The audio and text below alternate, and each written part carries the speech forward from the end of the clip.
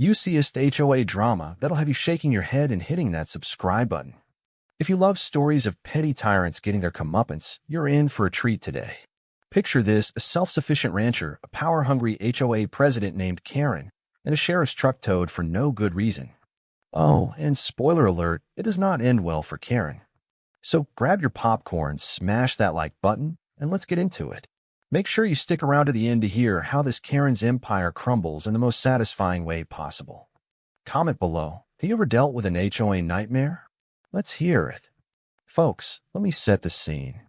I run a 180-acre ranch just south of the city limits. This place? It's a slice of heaven.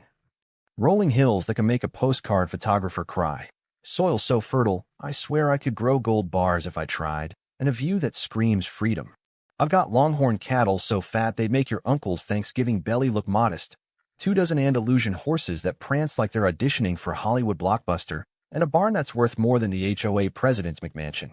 This ranch is my kingdom, built from decades of dirt, sweat, and grit. I pay my taxes, mend my own fences, and don't owe a single soul a dime. Best of all, I'm not under the thumb of any HOA. Never have been, never will be. See, my land predates the HOA's existence by a good 30 years. Back when those folks were bickering over whether mailboxes should be beige or taupe, I was out here riding fence lines, branding calves, and setting up smart irrigation systems that make their xeriscape lawns look like a sad patch of dirt in an abandoned alley. My ranch isn't even within their imaginary boundary lines. I'm outside their jurisdiction, legally, geographically, and let's be honest, spiritually. I've got my own well, my own private electric hookup, even my own trash haul. I'm the outlaw they wish they could tame, and they hate it. For years, it wasn't a big deal. Some of the older HOA folks used to wave as they drove by. A few even bought fresh beef or eggs from my roadside stand. We had a quiet understanding. You stay in your suburban bubble, I'll keep running my ranch, and we'll all get along just fine. But then the neighborhood up the road started growing. New houses, new faces, and a new HOA bored with a thirst for power that could rival a desert storm. The polite waves turned into long stares. The friendly chats became whispers. And then she arrived. Enter Karen, the new HOA president.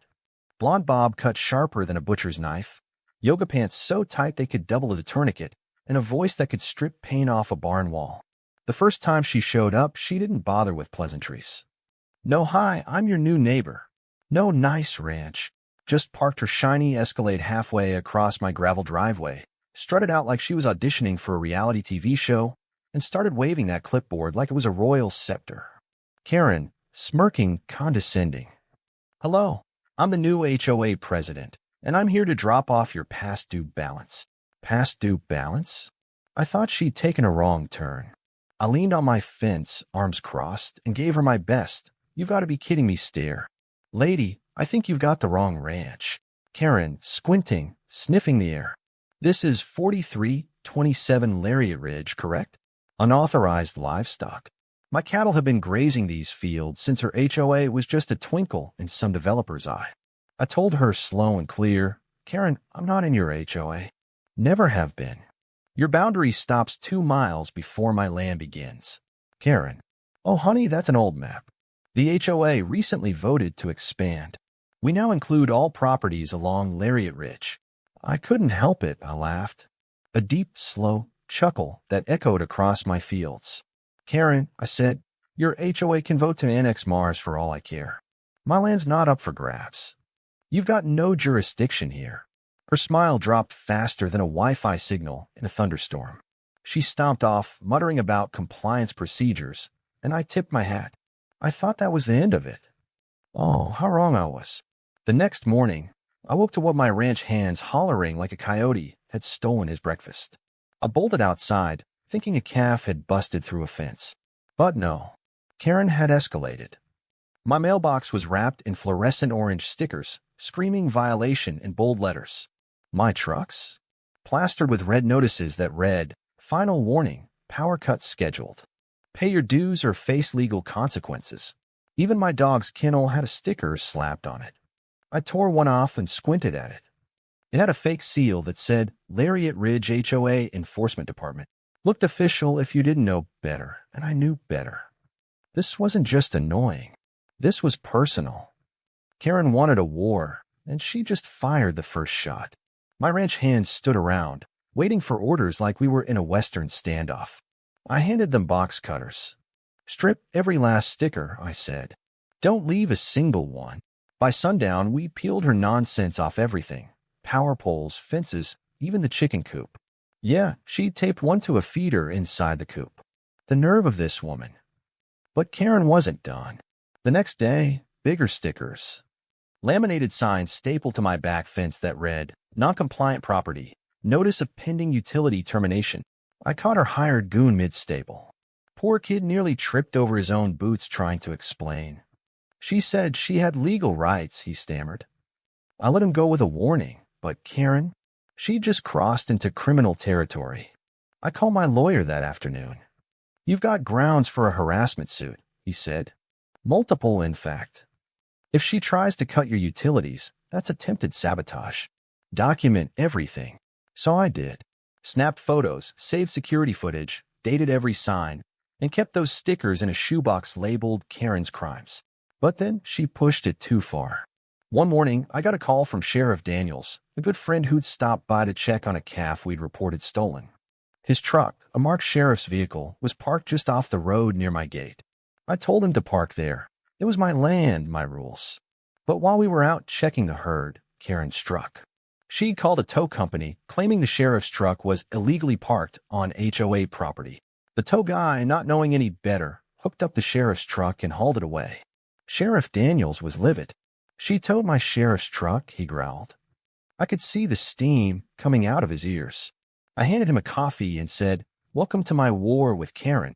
He got on his radio, and within an hour, the tow company brought his truck back, tail between their legs. But Karen, she just poked the wrong bear. Court day rolled in like a storm cloud, thunder rumbling. Karen showed up in a white power suit, looking like she was headed to the Oscars, not small claims court. She had a stack of fake invoices and a smug grin plastered on her face. Her HOA entourage sat behind her, whispering and giggling like this was a high school talent show. I walked in with my usual boots, a clean button-up, and a binder labeled Evidence of Delusion. The judge asked Karen to explain her complaint. She launched into a monologue that would have made Shakespeare jealous. "Your Honor," she said, "the defendant has refused to pay 3 months of HOA dues, has livestock in violation of our community code, and disrespected the authority of the Lariat Ridge HOA." He asked. Karen grinned.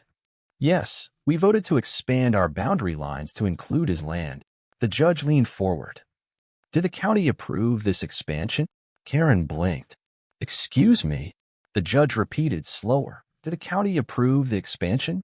She stammered, whispered to her lawyer, who looked like he wanted to crawl under the table. That's when I slid over my binder. Stamped maps showing my land clearly outside HOA jurisdiction. Dated photos of her goon stapling signs. Security footage of sticker slapping. An affidavit from the power company confirming her fraudulent utility complaint. And the cherry on top, a report from Sheriff Daniels about the tow truck, complete with the tow company's apology. The judge didn't hold back. "Ma'am," he said, "you've trespassed, harassed, submitted false documents, threatened illegal utility termination, and towed a sheriff's vehicle from property you have zero authority over. Your claims are dismissed. You owe damages for harassment, defamation, attempted utility interference, and unauthorized towing. The number? $275,000, payable in 30 days, plus a warning about potential criminal charges for trespassing and fraud." Karen's entourage shrank in their seats. Her mouth open, but no sound came out. She'd finally hit a wall she couldn't bulldoze with paperwork. And that, folks, is how Karen learned you don't mess with a rancher or a sheriff's truck. My land's still free, my cattle are still fat, and Karen, well, let's just say she's got bigger problems now. What do you think? Did Karen get what she deserved? Drop your thoughts in the comments. And if you've got your own HOA horror story, I want to hear it. Smash that like button, hit subscribe, and ring the bell for more epic showdowns. Until next time, keep your boots muddy and your fences strong.